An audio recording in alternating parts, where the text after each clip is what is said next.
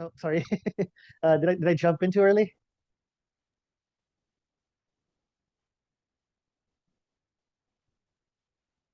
Good morning. No, Good. the thing is that in the practice session, we are somehow not able to turn on our videos. So the practice. Okay. Okay. So should I log in back at 2 p.m.? I mean, in 6 minutes?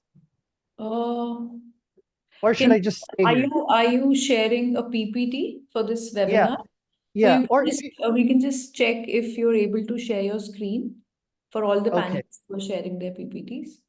for sure. So let me just try now.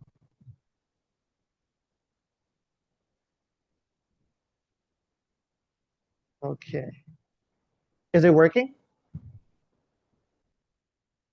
Yes. Okay, great. All right. That's good.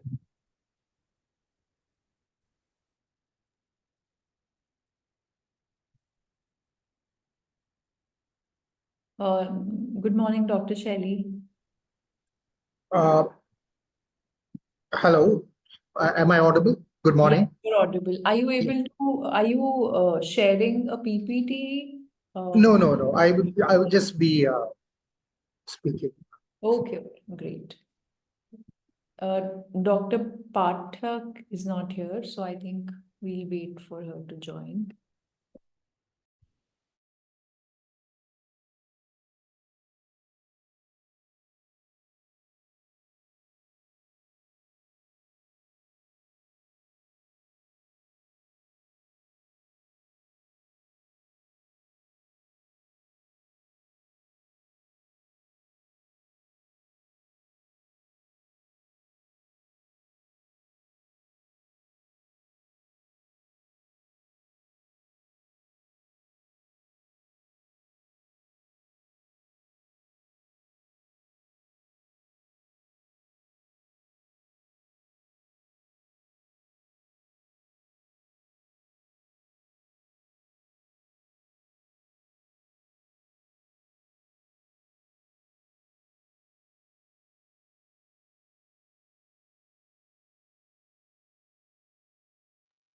So we have a few attendees who've joined, and we will start in 4 minutes.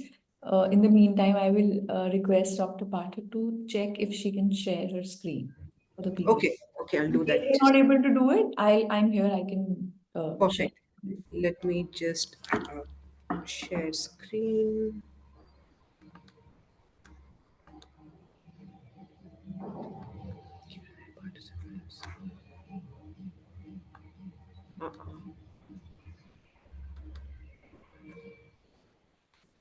Share screen. Okay.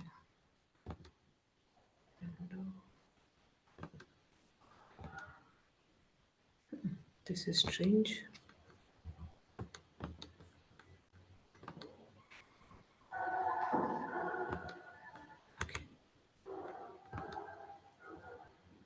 Okay, is it visible? Yeah. Okay, okay, perfect.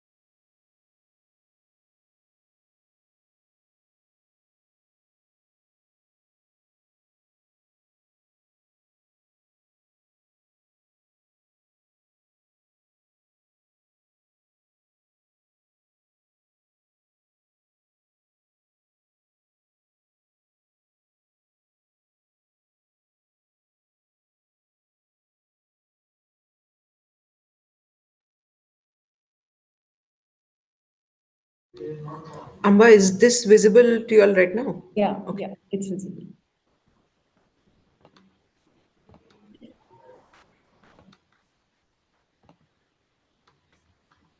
So we'll just begin in 1 minute. It's 11:29.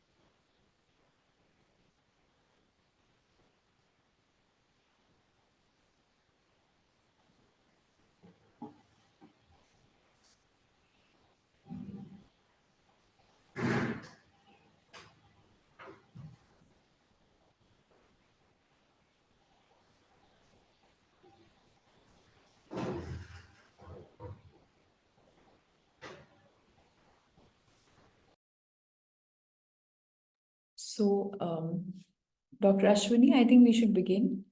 It's 11:30. Yes, sure.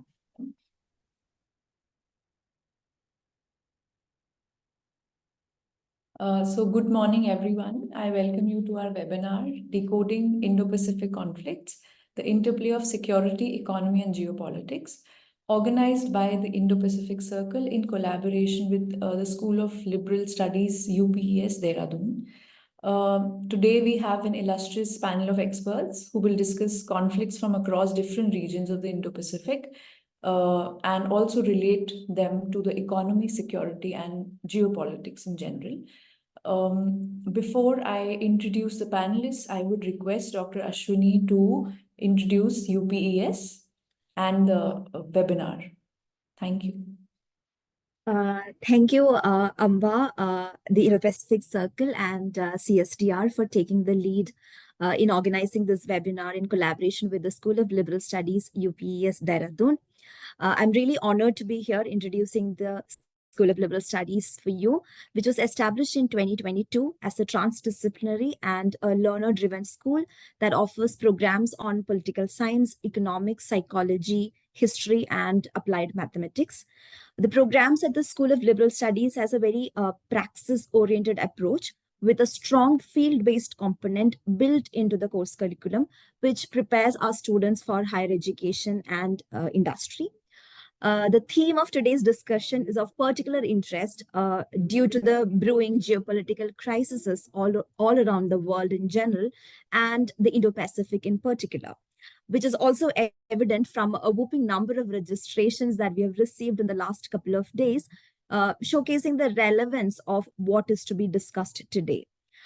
These conflicts in the Indo-Pacific are becoming increasingly transnational in nature, which is also often involve a lot of non-state actors. And these trends raise many essential questions on the existence of the liberal world order that as we have known it. And we also see increasing emphasis on nationalism and defense budgets facing a whooping increase. So this decade that we're living in has seen many conflicts, many skirmishes, and even wars. So if this is the trend, what are its security, economic, and geopolitical implications? So we have our esteemed panelists here who will be delving into the intricacies of these in their respective fields of expertise, such as West Asia, South Asia, and Southeast Asia. So without taking much time, let's dive into the webinar. Over to you, Amba. Thank you, Dr. Ashwini. So now I will briefly introduce the panelists and then we can move on to the discussion. Dr. Shelly Johny will be giving us an introduction to the theme. Dr. Johny V is an associate professor of political science and an honorary senior fellow of West Asian and Security Studies at the Center for Public Policy Research. Then we have Mr. ASN Tarek Hassan Semul. He's a research fellow at Bangladesh Institute of International and Strategic Studies. His interests lie in foreign policy, international security, and strategic studies. He will be talking about the West Asian conflict today. Dr. Sriparna Pathak is an associate professor and the founding director of the Center for Northeast Asian Studies in Jindal School of International Affairs, OP Jindal University, Haryana. She teaches courses on foreign policy of China and theories of international relations. She's also the associate director of Jindal India Institute, and she will be talking about the Chinese disinformation in India's neighborhood and its implications. Then we have Mr. Mclain Gill. He's a Manila-based geopolitical analyst, author, and lecturer. He's the director for South and Southeast Asia at the Philippine Middle East Studies Association. He writes extensively on issues of maritime security and regional geopolitics in the Indo-Pacific.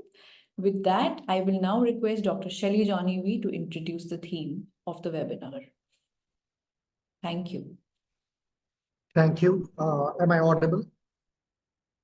Yes, sir. Yes. Okay.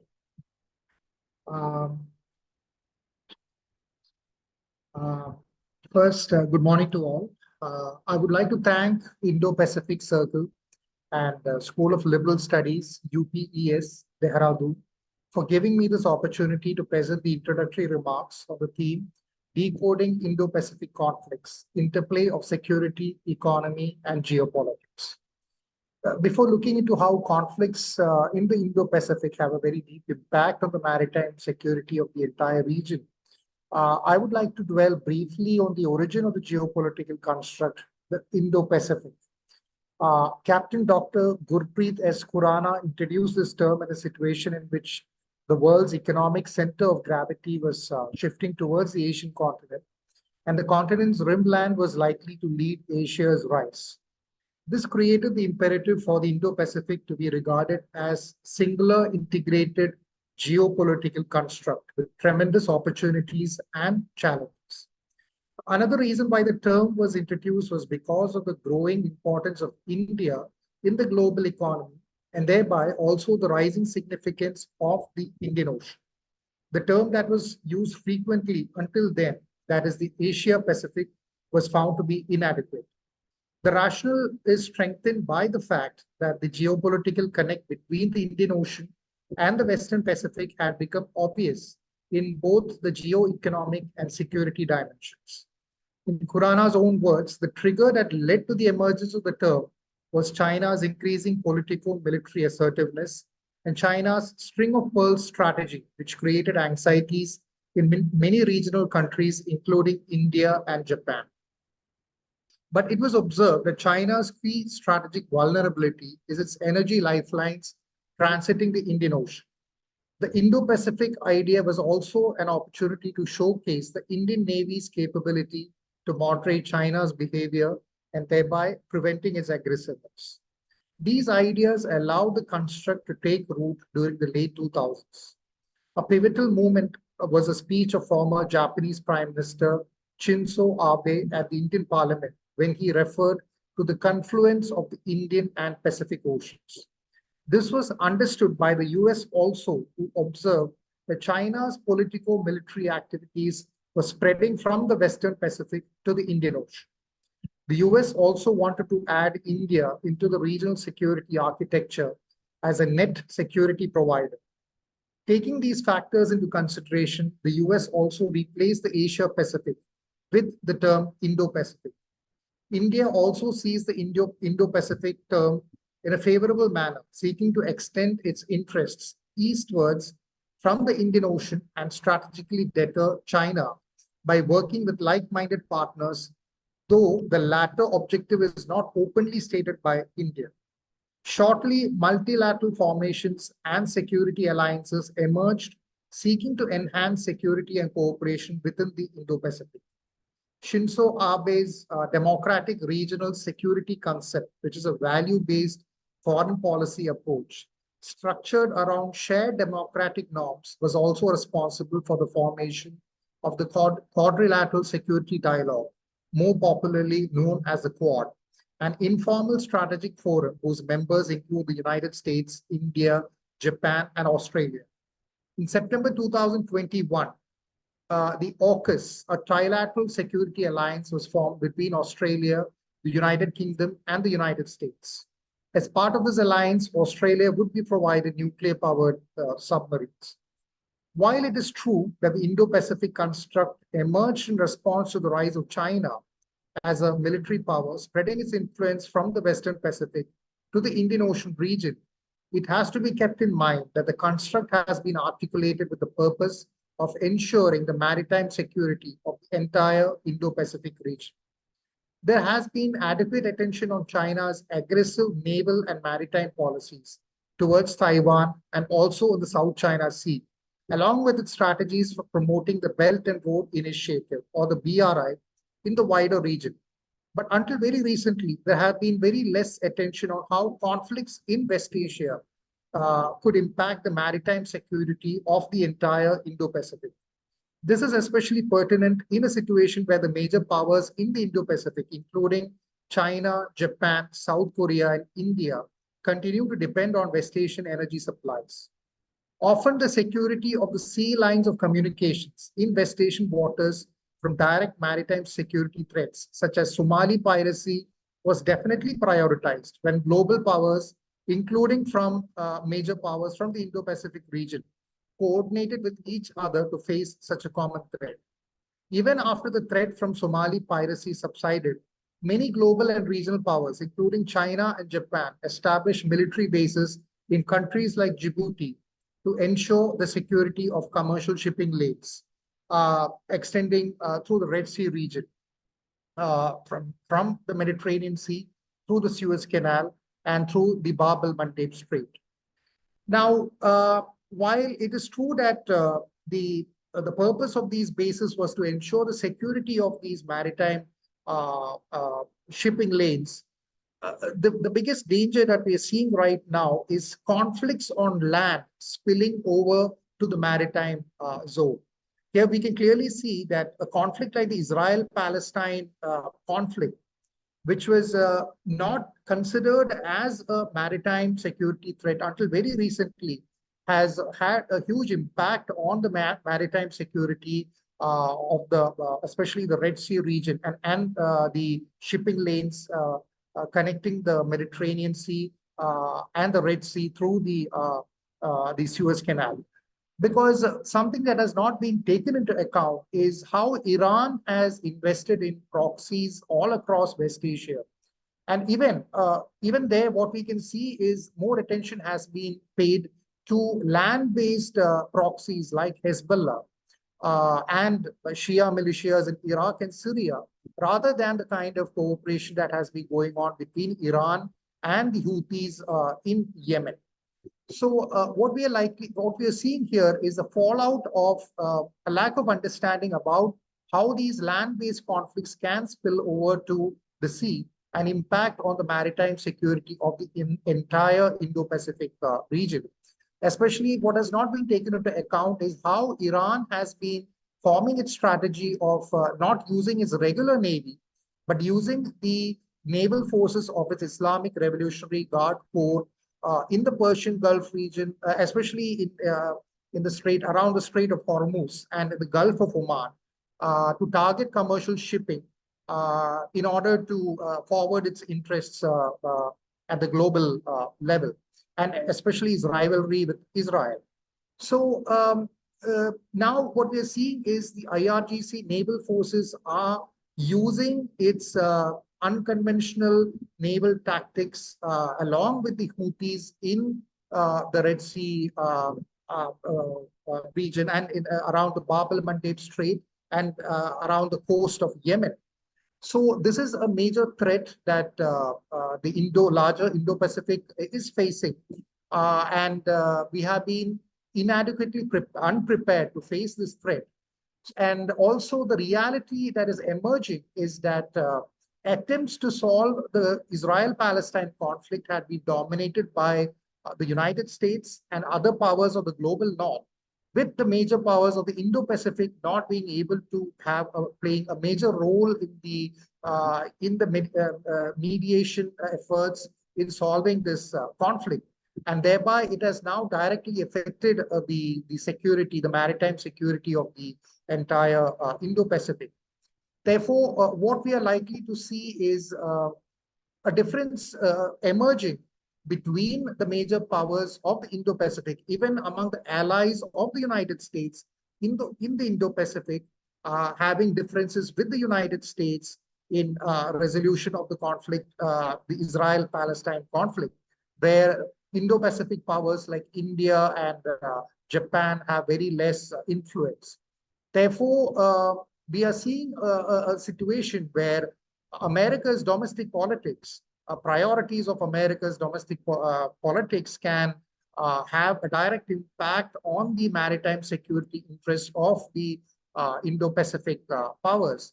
So what we need to understand is that we need to have a greater understanding of Iran's naval unconventional tactics that they will use in coordination with the Houthis, which can directly impact on the maritime security of the Indo-Pacific, and also the imperative for Indo-Pacific powers to play a larger role in the resolution of land-based conflicts in West Asia, so that the sea lines of communications which traverse the waters of West Asia is secured, ensuring the maritime security of the larger region. With that, I end my words. Thank you. Thank you so much, Dr. Shelly. I will now request Mr. Tarek Hassan Semul to present his insights on the West Asian conflict. Thank you. Thank you, Ms. Wattle. Dr. Shelly Johny actually talked about it very eloquently on the construct of Indo-Pacific and how we are kind of unprepared when we see that conflicts erupted in the West Asian, in the Persian Gulf, and near Bab el-Mandeb in the Red Sea crisis. So I will just talk about, I'll start my discussion with the Indo-Pacific, the center of Indo-Pacific. In the last decade or so, the geopolitical construct of Indo-Pacific has emerged and popularized, by the political leaders, policymakers, academics, and, the alliance building maneuvers that is going on in this region, and also the geopolitical, setting that has been developed in the last decade or so. If we look at the Indo-Pacific, largely, most of the policymakers in this region will agree that the heart of the Indo-Pacific, or where the conflict is, we fear the conflict will arise, was largely, centering the South China Sea and East Asia, regarding within the Taiwan Strait. And then if we, kind of go beyond that sphere, we can see that there is India, Indian Ocean region, and Bay of Bengal littorals are sitting in. And we can see that there is a kind of confrontation that can be brewed with India and China, between India and China. But now, since October 7, the whole game actually got changed when Hamas attacked Israel. And with the ensuing conflict between Hamas and Israel, we can see that, thousands of people got killed, got abducted. And then we can see that Israel, in retaliation, bombarded, Gaza. And there has been a larger debate regarding, the right to self-defend in terms of Israel's proposition. And vis-a-vis, we can see that there are opinion from around the world that whether Israel is doing too much or not. Apart from that, we could also see that non-state actors like Houthis, they created havoc in the Red Sea, as Dr. Johny was explaining. How that has disrupted the global navigation that we're talking about when we talk about Indo-Pacific. We talk about free passage, freedom of navigation, securing the, the sea lane of communication, because that actually protects our global trade. That has all actually gone to, in haywire through these Houthi attacks in West Asia. And this West Asian conflict has a kind of global, implications for global trade and also global supply chain. If we look at the global trade or global communication of energy, we could see that, this region is very much important for our global energy trade. As this region is kind of responsible, if you look at Bab el-Mandeb, 12% of global maritime oil and 8% of global LNG trade happens through this region. And most of this energy mostly headed towards Europe and the US. And in response, the US has also tried to kind of form a coalition of 20 countries and deployed its aircraft carriers with the coalition members and tried to kind of respond to these attacks. Largely, I would see these attacks, I mean, the Houthi attacks to the, trading ships and ships with energies has been successful to popularize their kind of understanding of the region and their cause. Now they're in the kind of in the center point of the media and global attention, what is happening there and why they're attacking these ships. They claim that they're attacking these ships in response to Israel's attack in Gaza, and they will not stop these attacks unless that crisis gets resolved and Israel stop that attack in Gaza. So now the question is, in last Tuesday, Reaper drone from the US was taken down by the Houthis, and it will be costing around $10 million drone. And the point is now what I will argue that the barrage of cheap rockets or drones that the Houthis are using, and to take down those drones or prevent those attacks or taking, a strike to Yemen in the Houthi strongholds, that is actually costing US millions of dollars. So if you look at, the cost benefit analysis of these, attacks between exchange between US and the Houthis, in terms of economic cost, clearly the Houthis are winning in this, conflict against the US. So now the question is, we talked about Indo-Pacific and how US has tried to rebalance its resources, its troops from the Middle East or the West Asia towards Asia and Indo-Pacific, right? And we already thought that the shift has happened. US is trying to kind of concentrate its energy and its dominance towards Indo-Pacific region, trying to kind of revitalize its partnerships with countries and alliance system. And now US has left the Middle East for good. That's what we thought. But you also have to keep in mind that there are dozens of bases centering the Middle East region, and there are 40,000 US troops. Those are stationed in these bases. And Houthis, not only Houthis, the Houthi attack actually encouraged some other militia fractions within Libya, within Syria, and also within Iraq, the mostly Shiite fractions. And they are getting encouraged to attack these US military bases. Now the US is in trouble. At the one hand, it knows that it has to it already rebalanced towards Indo-Pacific, and it has to concentrate on issues of Taiwan and issues in Indo-Pacific and its rivalry with China.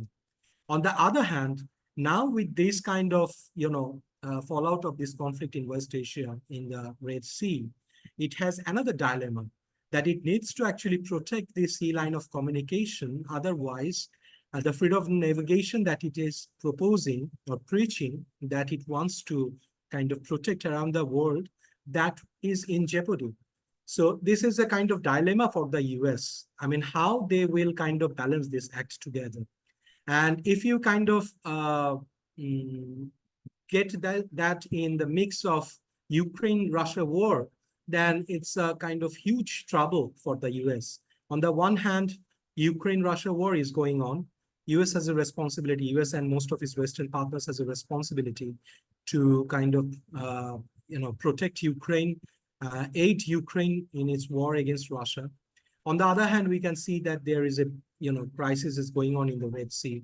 And we know that anytime there might be a tension or crisis that can be started in the Taiwan Strait. So all these sporadic events that is happening around this, Indo-Pacific region, that puts US in a kind of dilemma that how to manage these conflicts and how kind of get the attention towards China, that is the arch rival in the coming years. If you take the insights from international scholars, for example, Mearsheimer, he would argue that Russia is not the enemy of the US in the long term, it's the China. So that will be one problem for the US to kind of tackle in the coming days, and also for the countries around this region. We all know that Abraham Accord that was kind of, pioneered by Donald Trump and his administration, and that was sustained by the later on Biden administration since 2021. For the last 4 years, it was crafted to kind of settle down the Middle East region so the US can leave this region and normalize the relationship between Israel and the Arab countries. And many people will argue that actually triggered Iran and its proxies to kind of to a point that will not happen. So for Saudi Arabia, the normalization is still on the table, but at the same time, I think the countries, Arab countries who wants to normalize relationship with Israel, at least publicly, it will be very difficult for them to go ahead with the normalization process. So that will be in halt. If we look at the multilateralism aspect of this whole conflict, if we look at, for example, the future of multilateralism regarding the, Red Sea crisis and also the, Gaza and Israel war, we can see that the US has put a veto on ceasefire in Gaza in the United Nations Security Council. And it says that, and such veto actually puts the post-World War II multilateralism in a question, that where international community is trying to kind of put an end to this conflict and try to have a ceasefire so that, we can have discussion on the table and we can, go towards a solution for Palestinian statehood question. That will be largely questioned by, Global South, whether the multilateralism will work or not. On the other hand, on 10th January 2024, a resolution was adopted by United Nations Security Council, that is 2722, that condemned the Houthi attacks and demanded that they cease their attacks and recognize the right of freedom of navigation and highlighted the arms embargo on the Houthis. Interestingly, China and Russia abstained from voting, citing that the US response risked exacerbating the Israel-Hamas conflict, which should instead be resolved by a ceasefire. So we can see that there is a polarization, within United Nations Security Council and within the UN system as well. And that also puts forward the argument that whether the UN will need some overhauling to do or not, and what will be the question of, future of multilateralism.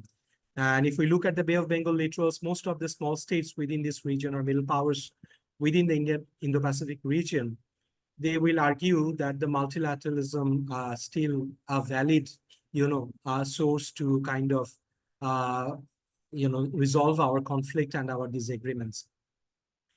Interestingly, Iran, that has been, one of the beneficiaries of these Houthi attacks, I would argue, because they has maintained proxies, ground proxies, as Dr. Shelly was, discussing, around this region, and they has financed these proxies, and they don't want to go into a front-on war with the US, understandably so, and they want to kind of disrupt the US bases. I mentioned there's a dozen of bases in the Middle East region, and they don't want the normalization between Israel and Arab countries to happen, because that will actually kind of isolate Iran from the whole region, and that will be counterproductive for Iran. So Iran was one of the beneficiary of this conflict. Another beneficiary, I would say, would be Russia and China. Those are main beneficiaries, because Russia will be delighted to see US getting bogged down in West Asia, rather than, pushing, its effort, within the war effort of Ukraine. And China will be delighted as well, because that will make US kind of entangled in this regional war. But having said so, US election is coming up this year, and I don't think the Biden administration will be very much willing to go into a full-scale war in this region. It will kind of try to kind of build a coalition, that what it has done, and kind of, contain this conflict if it can. And India's response was interesting, that it didn't actually join the coalition, rather than it tried to kind of, contain this conflict by itself. And many countries might be also interested to join this coalition around the region, because their trade and, energy supply depends on this. Red Sea region. So I'll stop here. I think I crossed my time. Thank you so much for your patient listening. Thank you. Thank you, Mr. Tarek. With that, we will now shift to India and its neighborhood. And I will request Dr. Pathak to talk about the Chinese disinformation in India's neighborhood and its implications. Thank you so much, Amba, and thank you, IP's Indo-Pacific Circle and UPES. It's truly extremely interesting that you all have chosen this topic, and it's really pertinent. Let me quickly share my screen so that it's easier for me to make my points. So I will be talking about disinformation from China and how it's a security threat. In addition to traditional warfare, there was non-traditional warfare, and now it's evolved into including the cyberspace and information warfare as well. Um, 2024, as we all know, it's an extremely important year because there are about 2 billion people who go to the polls in more than 50 countries. The first month of 2024 has seen three elections in Asian countries: Bangladesh, Bhutan, and Taiwan. In all of these, while domestic issues were paramount, there were also issues around international politics, and in some cases, they were with regards to India. These became rallying points for candidates and political parties. So the use of narratives to sway the electorate became very important. Now, Bhutan is an outlier in these three cases that I mentioned, since Bhutan officially does not recognize the PRC, and the spread of narratives against closer partnership with India have not been observed at a very large scale in the case of Bhutan. Weaponization of information and narratives is a significant challenge for India at a time when India is headed towards general elections scheduled in April to May this year. There's been this survey by the World Economic Forum, which finds that India ranks first in facing the highest risk of misinformation and disinformation in the world. But since I mentioned the weaponization of information, it's pertinent to point here that there were some sensitive documents of Chinese cyber agencies, and these were leaked on GitHub on February 16th. So, EPF India, or Employment Provident Fund of India, is compromised, along with immigration data, population census, Apollo hospital records, among a long list of others. So, clearly, the threat is real for India. Coming to India's neighborhood, I will discuss three countries briefly so that I can adhere to the time limit and we can probably have more Q&As. I will talk about Bangladesh, Nepal, and Maldives. In January this year, as I stated, Bangladesh held its elections. Soon after, there was an India Out campaign. While the origins of this movement can be largely traced back to the Maldives, it has found its way into the political landscape of Bangladesh. Now, thankfully for Bangladesh as well as for India, it happened after the elections. This campaign is largely playing out on the social media. It's centered around the call to boycott Indian products.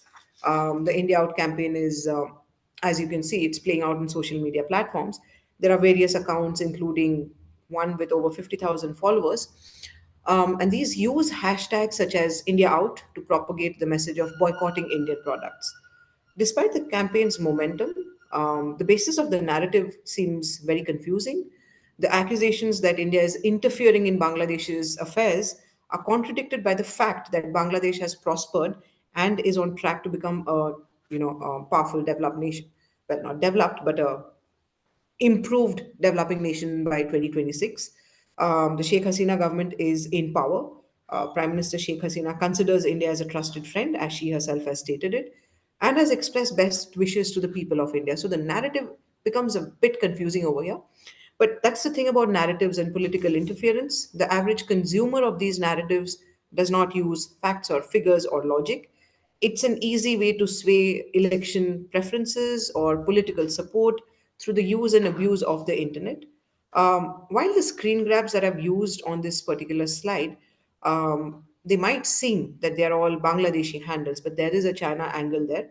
Um, I had conducted some interviews from Bangladeshi colleagues and friends before the elections in December.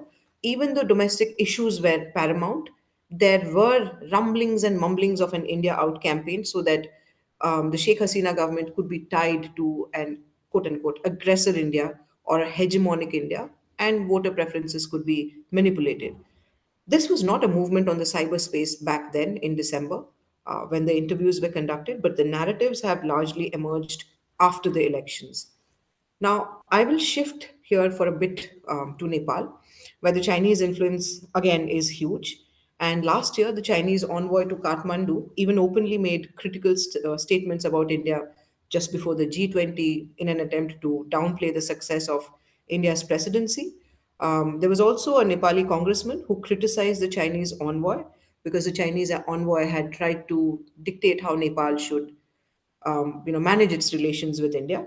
So the Nepali congressman had criticized the envoy. He stated that it was not his business or place to be critical of India sitting on Nepali soil. The congressman was brutally attacked, and I'm going to just play the first minute of this video, which I wanted to show on the screen. Just bear with me.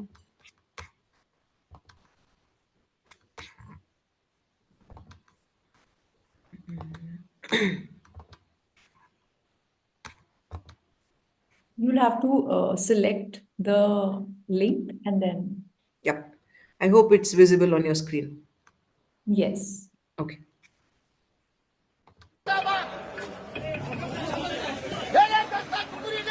Amba, is the audio also, can you hear the Yes. audio? Yeah. Okay.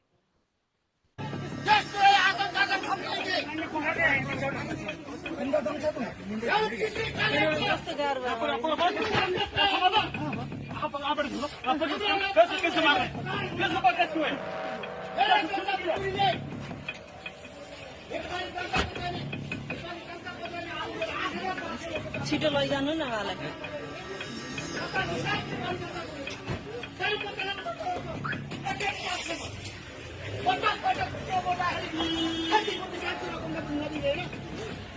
नेपालले नेपाली जनतालाई मार्न मजदुर मार्न किसान मार्न सम्पूर्ण मजदुरहरू आज 50-60 वर्ष नेपाली जनताले तुरुनिँदैछ मानव पक्षलाई फेरि प्रधानमन्त्री बनाउने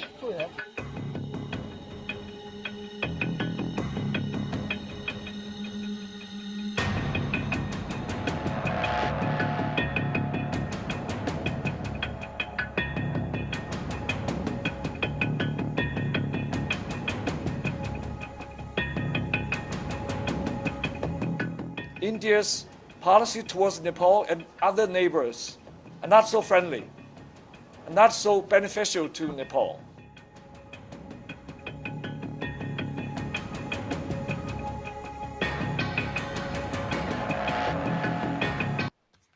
So I'll quickly move back to the slides and I'll mention as to why this happens or what is the reason. Just 1 second.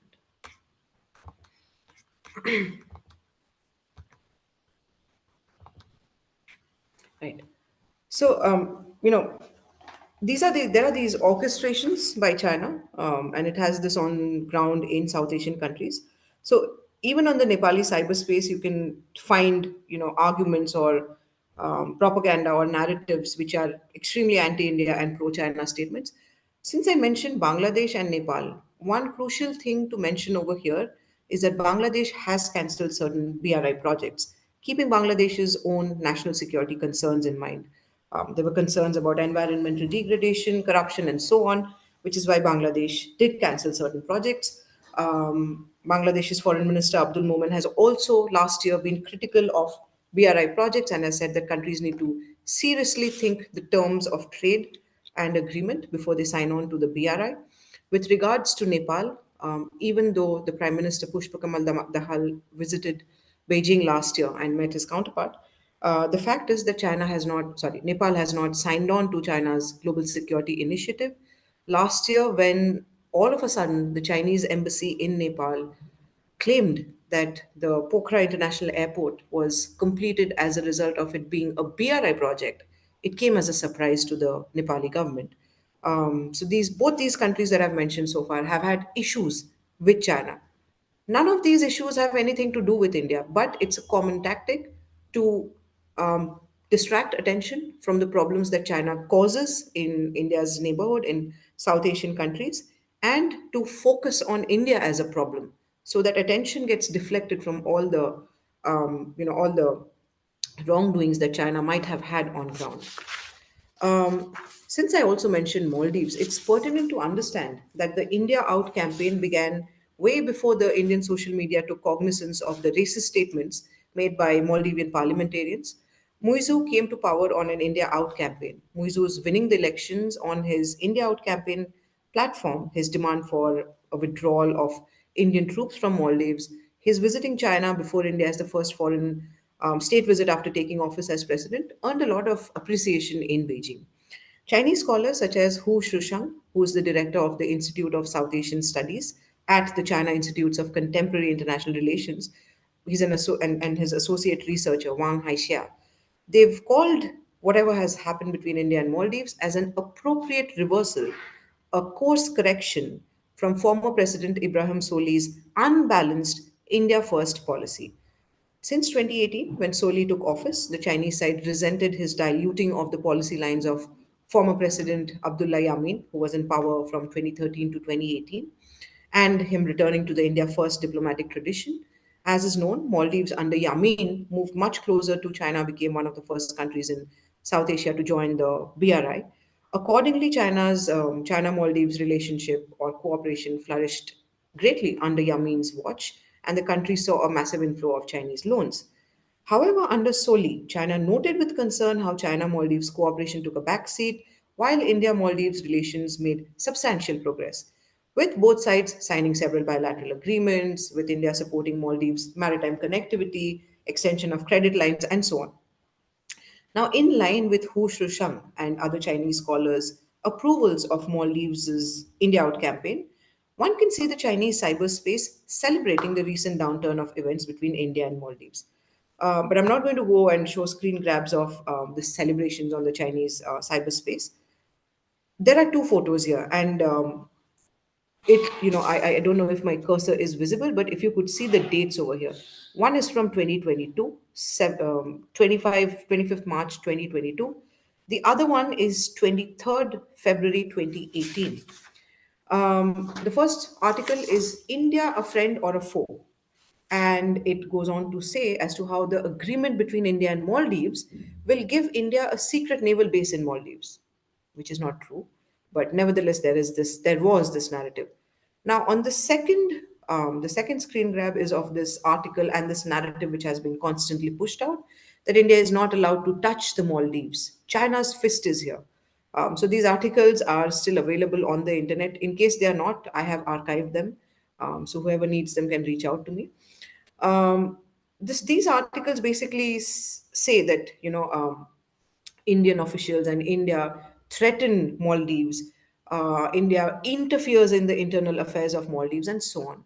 This narrative is something which, Ambassador Tsong, as you saw in the video, also said with regards to Nepal. China also regularly tries to push that narrative out, even with regards to Bangladesh.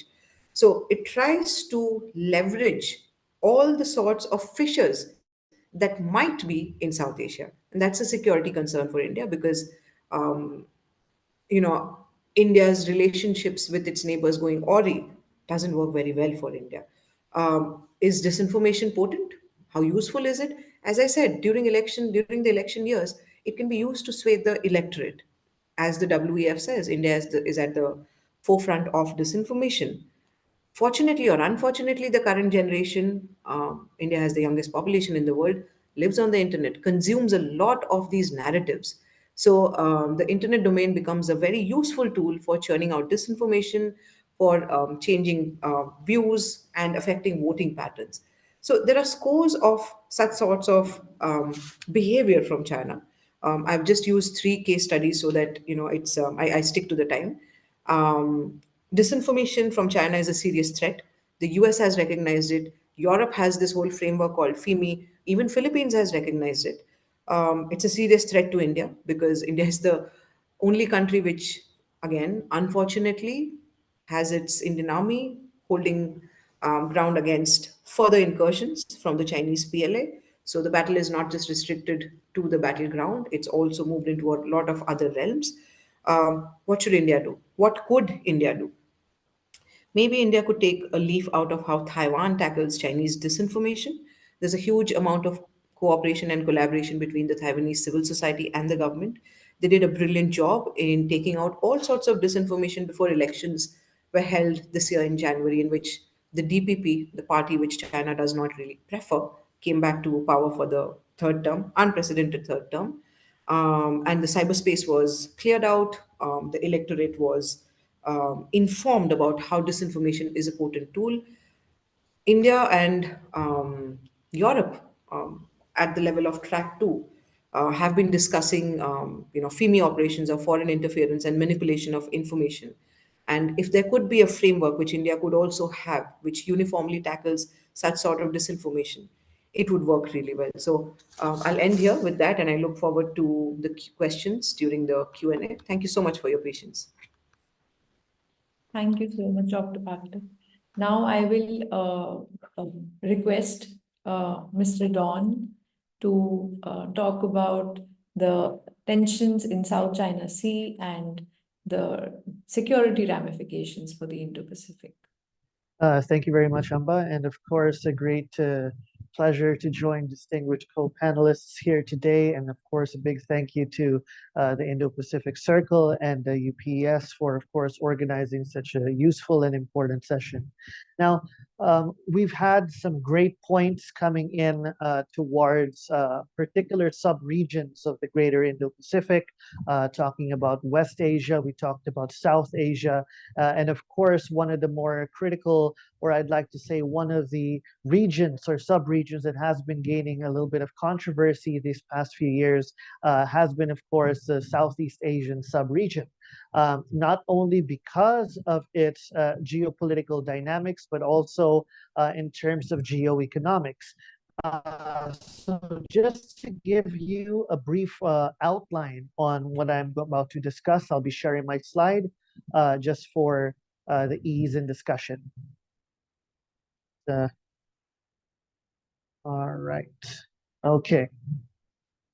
So when we talk about Southeast Asia, when we look at the geopolitical history of Asia as a continent as a whole, and of course its political history, we could definitely say that Southeast Asia is geographically located at the intersection between the traditional sphere of US influence and, of course, the growing and burgeoning locus of Chinese power. And of course, Southeast Asia, along with East Asia, or some may say Northeast Asia, has positioned itself within China's desire to project power throughout the greater Indo-Pacific. And of course, since 2008, with the financial crisis that triggered economic stress in the West, China sought this as an opportunity to invigorate its confidence, to project itself as an alternative engine for growth in Southeast Asia, and of course an alternative pillar to an emerging order in that particular region. So of course, since 2008, China's assertive maneuvers throughout Southeast Asia has in fact increased.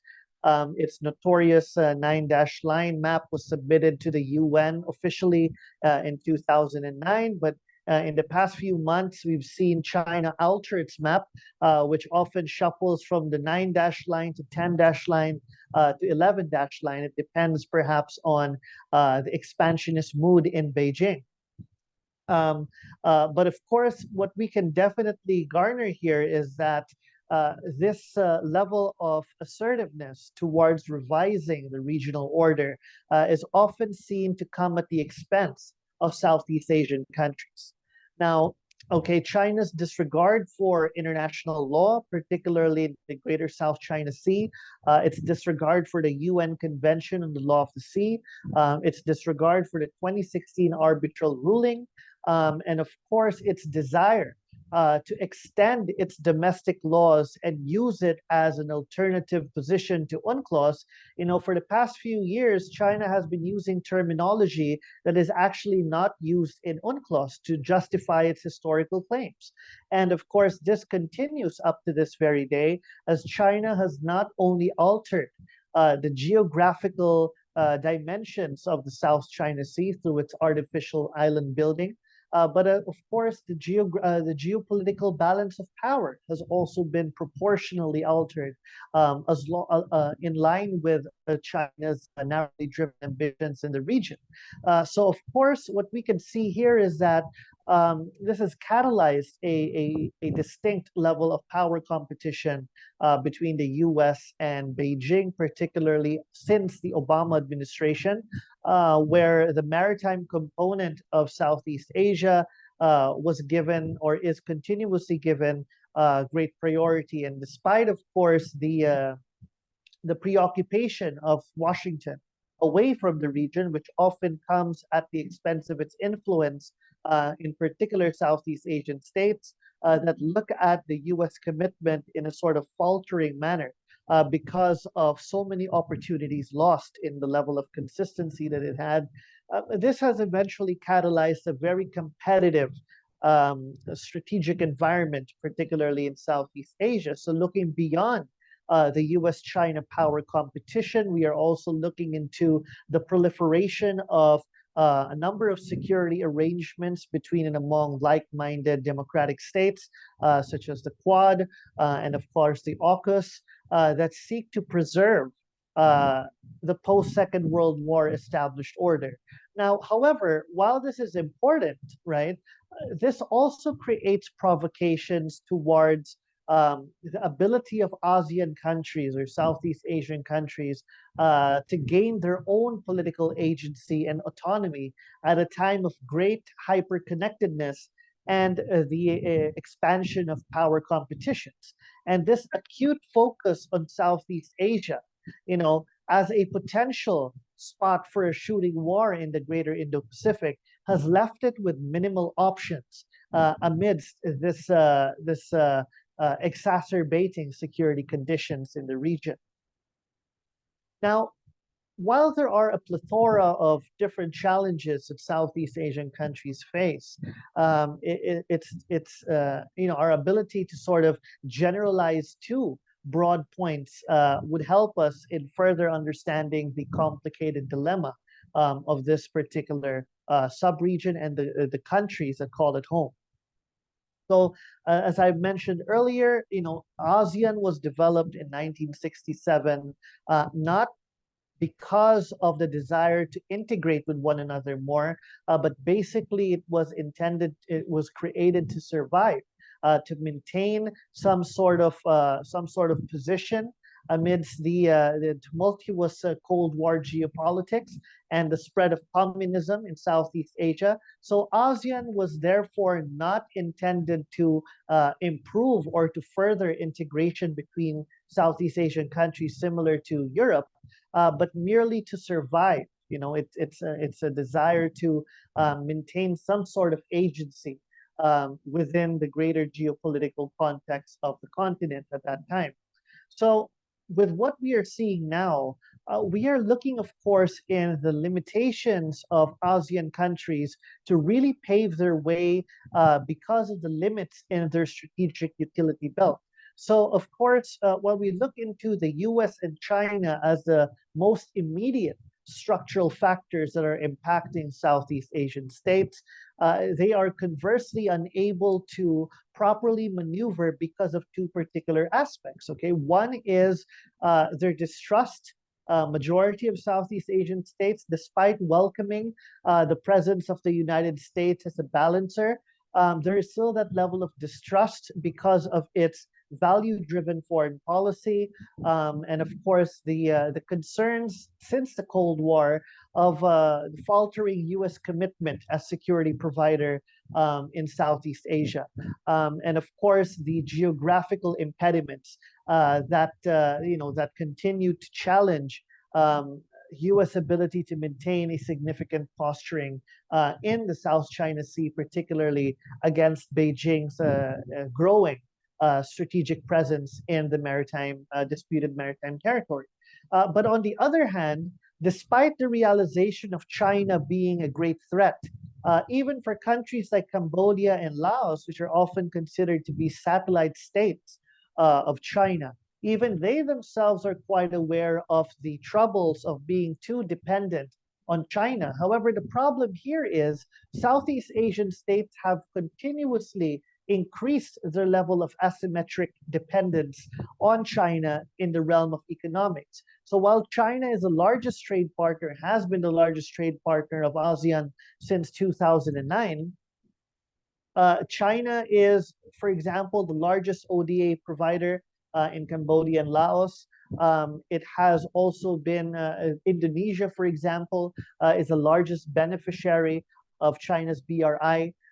So even countries like Vietnam and the Philippines, especially the Philippines more recently, despite the fact that there is that reinvigorated desire to effectively pursue the security of its sovereignty and sovereign rights against China's expansionist tendencies, there are still limitations in the ability to maneuver significantly away from China's sphere of influence. And this is why both Vietnam and the Philippines have often tried to signal a more defensive position vis-a-vis the US-China power competition, while Vietnam's has been triggered by also a sense of strategic culture. The Philippines, despite waking up to the atrocities of China within its waters, within its EEZ, there is still that limitation in being able to effectively de-risk away from China, and especially the growing cheap Chinese imports, cheap Chinese exports that has continuously been growing in the past few years. So, of course, these economic dimensions also create problems for Southeast Asian states to make proper, flexible decisions, given a lot of countries are led by populist leaders. And of course, economics is a major driver in the foreign policy calculations of populist leaders. So of course, given this idea, there's obviously that level of concern within Southeast Asian countries. The second major problem, of course, is ASEAN as a collective institution, whether ASEAN is resilient and effective enough, along with its ASEAN-led mechanisms, to facilitate what was initially intended to foster intra-Asian and extra-continental cooperation between countries based on agreed upon norms and proceedings. But as we are seeing now, with the proliferation of the security arrangements and of course the audacity of some countries to overlook international law, this puts ASEAN-led mechanisms in significant strain, especially since there is a lack of unity within ASEAN today because of the role of external interference. ASEAN's ability to make collective and robust decisions on key security issues like the South China Sea is quite lacking. And while ASEAN, on a rare occasion, presented and published a statement on the South China Sea, when we look at it in practice, there is still a huge disconnect in the threat perceptions of Southeast Asian countries towards maritime security. And this is another example of things and issues that continue to plague the Southeast Asian region. Now, what are some of the recommendations that we could think of for Southeast Asian countries, especially given the fact that these recommendations should echo and should mirror the constraints that Southeast Asian countries are facing? Well, one, of course, would be the diversification of partners in foreign policy. So even for continental Southeast Asian countries, despite the growing presence of China within their political and economic structures, we can see that diversification of strategic partners away from the US-China power competition is seen to be quite helpful. Now, if we look into the State of Southeast Asia survey by the Assayas Yusuf Ishaq Institute, as of 2023, ASEAN countries have chosen Japan and India respectively as the top two countries that are considered to be more apt to serve as alternative security and economic providers, against the backdrop of an intensifying U.S.-China power competition. And this is, of course, a desire of Southeast Asian states to leverage on responsible Indo-Pacific powers that are able to, address their particular concerns without them having to choose a particular side. So these alternatives could serve as strategic buffers for Southeast Asian countries to minimize the impact of the intensifying US-China power competition. And of course, another recommendation, which is considered a long shot, and some would even dismiss this as impossible, would be, of course, to culturally and structurally reform ASEAN in order to better address a number of security challenges that are not only deepening but also broadening at the expense of Southeast Asian interests and security interests and economic interests. So, of course, these are some of the factors that need to be looked at, especially at a time when the geopolitical landscape of the Indo-Pacific is likely to intensify in the years to come. And this is why, a level-headed, pragmatic approach between and among Southeast Asian countries, and in order to harness an intra-ASEAN approach would be necessary, given that while we can recommend a number of options, but we have to recommend it based on the strategic history of these varied Southeast Asian countries. And only then will we be able to suggest a way forward, and only then will these countries be able to suggest a way forward.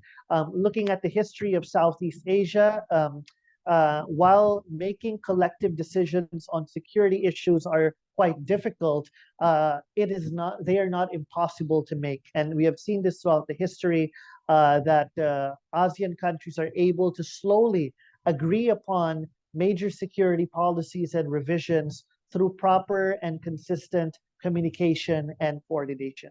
So I'd like to end my presentation there. Thank you very much.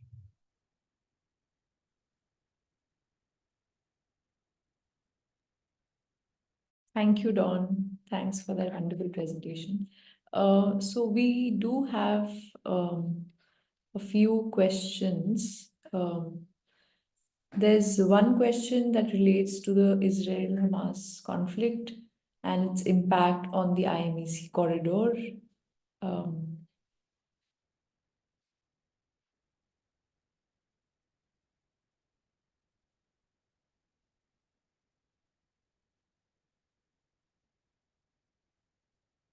So, Dr. Shelly and Mr. Tarek, whoever wants to address that question. Yeah, Dr. Shelly can go first and then I'll join in. Oh, yeah. Okay.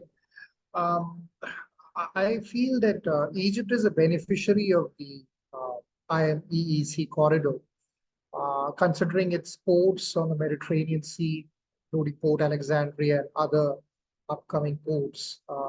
Egypt is definitely a beneficiary of the IMEC corridor. But what complicates the issue is Israel's continuing military campaign in the Gaza Strip. And now recent reports have shown that there are structures being built close to the Gaza border on Egyptian territory, which can approximately house around 100,000 civilians. So this is, it seems, it's in preparation for Israel's ground operation against Rafah, which could lead to the expulsion of Palestinians into Egyptian territory. So until now, Egypt has kind of shielded itself to a certain extent from the conflict in the Gaza Strip. But in the eventuality of Palestinians being forced or expelled from Rafah, this could complicate matters for Egypt. So this could bring into the forefront that at least among a perception among the Egyptian public that there was some kind of secret understanding between Egypt and Israel for kind of allowing Palestinians to leave Rafah, and Egypt some kind collaborating with Israel's objective in the Gaza Strip. And this could create complications for Arab politics in general and Egyptian politics. Because if we look at the past few years or even decades, Egypt has successfully tried to remove itself from the Israel-Palestine conflict. So while the corridor is beneficial for Egypt, it can kind of complicate the conflict itself, can complicate matters for Egypt. So and it is very difficult to see how the corridor can come into place while the conflict is going on right now. So those are some of the challenges associated with the IMEEC corridor and Egypt. Regarding the second question, I feel that I am not entirely sure if the conflict had something to do with the IMEEC corridor. Rather, it is more likely that the Israel-Saudi kind of negotiations that were going on for Saudi recognition of Israel is a more important factor than the IMEEC corridor per se, because we know that Israel-Palestine issue has been going on for so long. And it is the Arab normalization of ties with Israel, which is more of a factor than the IMEEC corridor, which is a more recent development. Thank you. Yeah, just to complement Dr. Shelly's point, I think there will be a concern among the Egyptians. I mean, since the Suez Canal is a huge source of forex income for Egypt, and how much of trade will be diverse from if this corridor happens. So that it will depend on that. And Turkey has also expressed its anxiety, and it also expressed its eagerness to be included in IMEC corridor, so that there will be another player which the countries are involved in this corridor need to think about. That's number one. Number two is if this current crisis or the conflict that is going on between Hamas and Israel, if this goes on, I mean, in the years to come, and we don't have any kind of solution, and I don't know how this will be evolved in the years to come, it will be difficult for any kind of infrastructural project or connectivity project to move in the right direction. I mean, we have the example, in our backyard in Myanmar, where India and China both are getting engaged in Rakhine province in their respective infrastructural projects, with Kaladan, and also Chinese port building in Sitwe, and also the connectivity projects. Those are all in halt. So it is very important for us to understand how, since that corridor will involve Middle East largely as a kind of connection between India and Europe, if we look at the maps. So it will be very important to understand how the sectarian conflict within Middle East and also the Hamas-Israel conflict, how they will evolve in the years to come. That will have an impact for my assessment with this corridor. Thank you. Thank you, Mr. Tarek. So the next question that we have is about the Indian Navy, and considering India's prioritization of the army over the Navy due to territorial disputes with China and Pakistan, do you believe that the Indo-Pacific concept provides an opportunity for the Indian Navy to assert itself and address the historical dominance afforded to the army? I would request Dr. Pathak to answer. Thank you. It's a very pertinent and very timely question. Just to answer that, there's this report by Reuters, which came out yesterday, and it's about Chinese research vessels operating in the Indian Ocean. Just to give you the names of a few research vessels, there's Xiangyang Hong number 1, Xiangyang Hong number 3, Xiangyang Hong number 18, Xiangyang Hong number 19, Xiangyang Hong number 9, Xiangyang Hong number 10, Tongfang Hong number 2, Shriyan number 1, Shriyan number 3, Shriyan number 6, Lan Hai 101, Lan Hai 201, Taiyang Yihao, Haiyang Trichurhao. These are just few of these vessels which have come into the Indian Ocean region. So it is a huge source of concern because India understands that these are not just research vessels, but they also collect information. And every single time that that happens, the more reported one was the one that docked at the Hambantota port last year. There's one currently docking at Maldives. Every single time that happens, India has to set up jammers in the region so that sensitive information is not collected, and the Indian Navy has to be on high alert, of course. How does India really deal with this, given the fact that at our land borders we are already locked in a conflict with the PLA since 2020? Pakistan is a whole different question altogether. The Indian Navy, the territorial army, and the Navy have to do things together. One of the things which India has done this year is that when our Milan exercises are still going on, it's done by the Eastern Naval Command. This edition is the largest and it's much more complex than the previous editions. There's a participation of 16 warships, one maritime patrol aircraft, and delegations from friendly countries. The motto of Milan is camaraderie, cohesion, and collaboration, because this is a threat which India alone cannot fend off against. So it needs camaraderie, it needs cohesion, and it needs collaboration. The Indian Navy held a few other exercises last year: Harimau Shakti, Youth Abhiyan exercise, exercise Pitch Black, Khanjar, and so on. So we have been holding these exercises because defense exercises, involving two or more nations, are to test the performance of the armed forces without actually engaging in the battlefield. So, and these exercises have been involving all three forces: Army, Navy, and the Air Force. But yes, there is a collaboration of probably discussing the similarities between the different countries' Indo-Pacific frameworks or Indo-Pacific outlooks, so that some of the newer challenges can also be understood. So the territorial army and the navy are doing things at the same time, because the nature of challenge from China has changed a lot. So I hope this answers the question. Thank you, Dr. Patel. I just wanted to add on to that. So a question about, if we're talking about the traditional aspect of it, you talked about the disinformation campaign by China.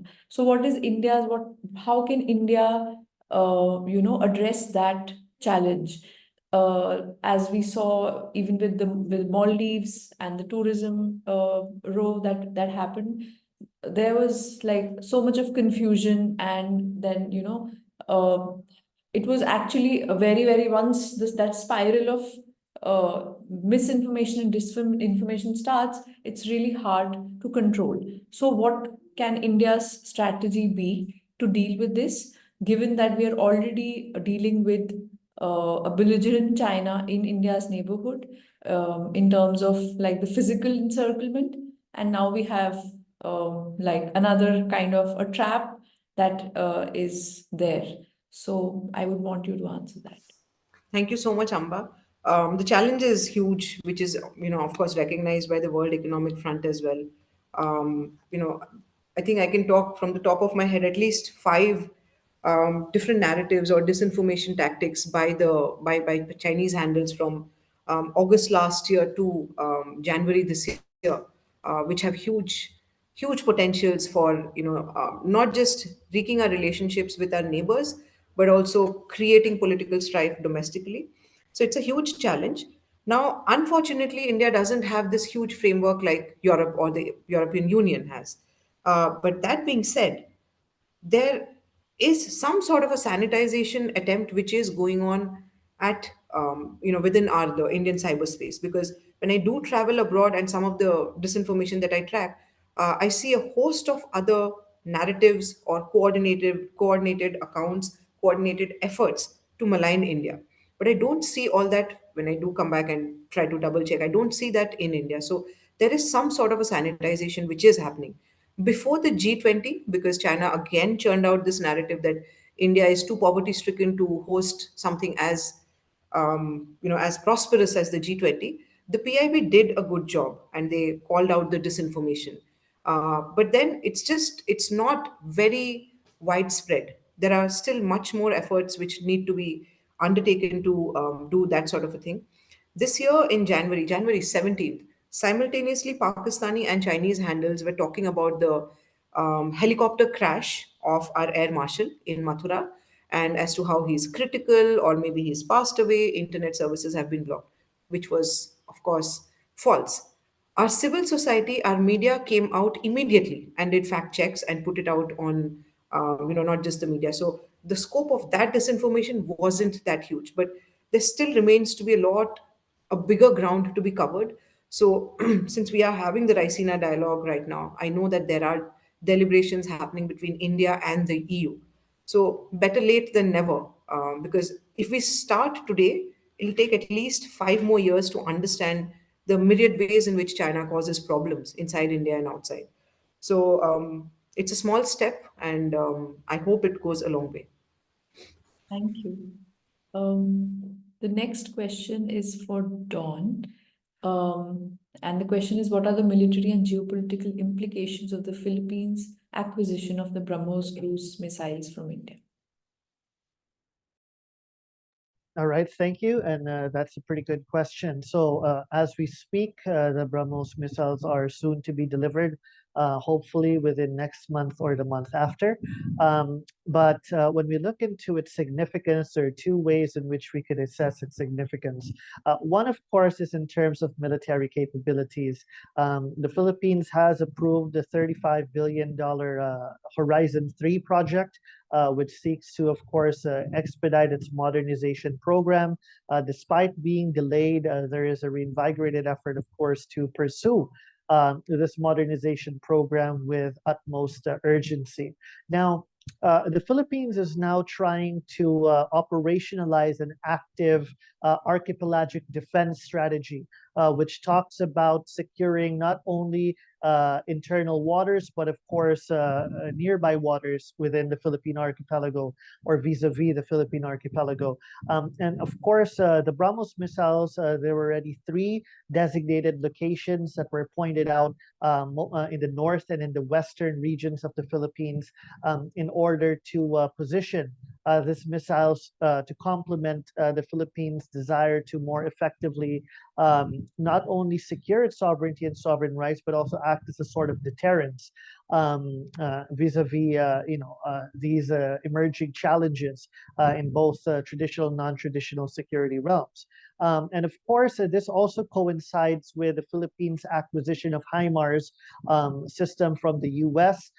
So both of these systems, the BrahMos and the HIMARS, are seen to be 2 of the most important aspects and procurements as of this next few months, particularly in order to expedite that strategy of active archipelagic defense. Now, if we talk about the geopolitical implications in terms of foreign policy, of course, we could look at the sale of the BrahMos to be an important avenue for India to strengthen its defense partnership with the Philippines. And I think our Indian ambassador to the Philippines, Ambassador Shambhu Kumaran, is doing an excellent job, of course, in promoting this partnership of a win-win partnership between India and the Philippines. So there are seen to be potential orders of 7 Dhruva helicopters. And of course, the Philippines is also looking into other weapon systems, while India has reiterated its soft loan and also pushing for the idea of enhancing Philippine defense capabilities and for sharing of best practices in self-sufficiency. So what we're looking at now is a very multifaceted defense partnership between the Philippines and India that goes beyond the transactional framework. And hopefully this consistency will play out.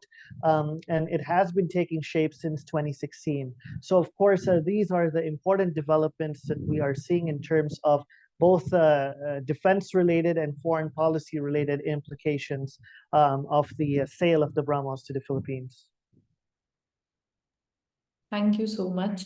I will now request Dr. Ashwini to please give the closing remarks. Thank you. Sure. Thank you so much, Amba. So I really extend my heartfelt gratitude on behalf of the Indo-Pacific Circle and the School of Liberal Studies at UPES to our esteemed panelists, Dr. Shelly, Dr. Pathak, Don Mclain Gill, and Tarek Hassan Semul, for sharing your valuable insights on these Indo-Pacific conflicts. Your expertise and arguments have indeed provided a comprehensive perspective on the interconnected challenges in this complex geopolitical landscape of the Indo-Pacific. I want to thank the Director of School of Liberal Studies, Dr. Atri Nautiyal, for his gracious presence in this webinar, and my students from the class of International Relations here who have stayed through the session. Also Amba for taking the lead, organizing this event and arranging everything with ease and grace. And thank you so much, the Indo-Pacific Circle and CSTR. We look forward to many more such collaborations and waiting for an opportunity to host each one of you in our beautiful campus here on the foothills of the Himalayas. Thank you so much. Thank you so much, everyone. Thanks a lot. Thank you. Thanks. Thank you. Yeah, bye. Bye. Thank you very much. Bye. Bye. Thank you. Thank you very much.